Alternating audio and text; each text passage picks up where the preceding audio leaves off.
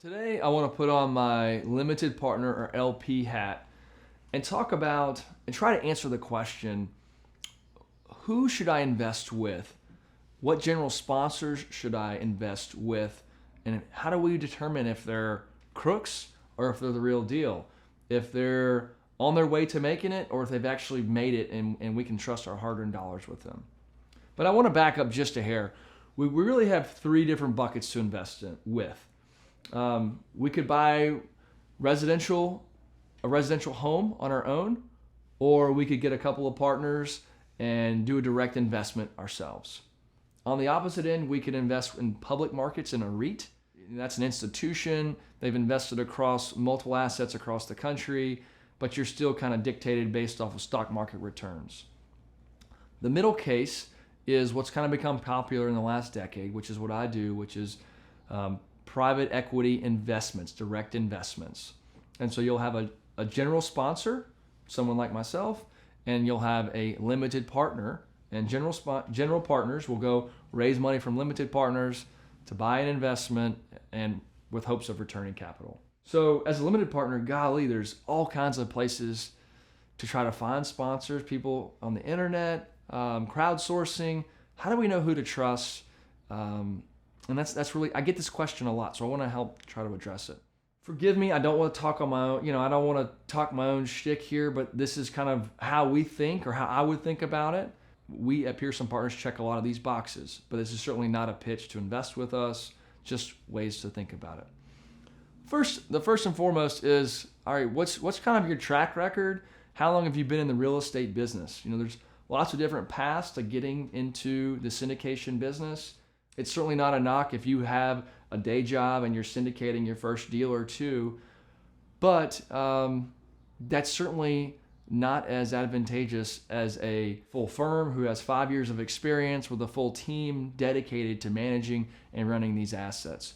So I would look at kind of level of scale and years in the business as kind of a first litmus test. Now, if you know this person intimately, if you grew up with them, family, friend, obviously you can weight kind of the startup a whole lot higher. But if there's not a direct personal relationship, I would caution against investing with someone without a clear track record. They haven't kind of established that trust yet. The second thing is really that track record. What do they own? Have they made their annual returns to investors? Have they sold anything? If they did sell anything, what was kind of that annualized return to investors? Another really interesting question is, how did you handle the COVID-19 pandemic? What did you learn? What would you do differently? Kind of just a little question to generate some banter with the sponsor. Another great question is, have you ever had a capital call? Sometimes if the project doesn't go as planned, investors will have to put up additional money. And so while it's certainly not the end of the world for a capital call, we don't want to see a record of capital calls. And we just want to get a better understanding with why were the metrics not hit, why was the property not performing as we had hoped. One question to ask towards the very, very end of your verification process is, would you mind if I spoke to one or two of your investors? Obviously, sponsors don't want all their investors just getting hit up randomly by potential investors. Many times investors are busy, high net worth people, but I don't think there's anything wrong with, as the last step before investing, asking that. One of the most important things when looking for a sponsor is what I just like to call skin in the game. If the sponsor is not putting, real dollars into the project, depending on the size, 5-10% minimum, I'd have a lot of concerns. If the sponsor can't put his own neck on the line, why is he asking you to put your hard-earned dollars in? So that's a huge litmus test, kind of right out the gate. And then finally, just getting an understanding of the fee structure and the waterfall structure. This doesn't need to be the most important thing, because new sponsors and sponsors who don't understand their business model can kind of fool you into having lower fees. But at the end of the day, what you're most interested in is returns, not fees.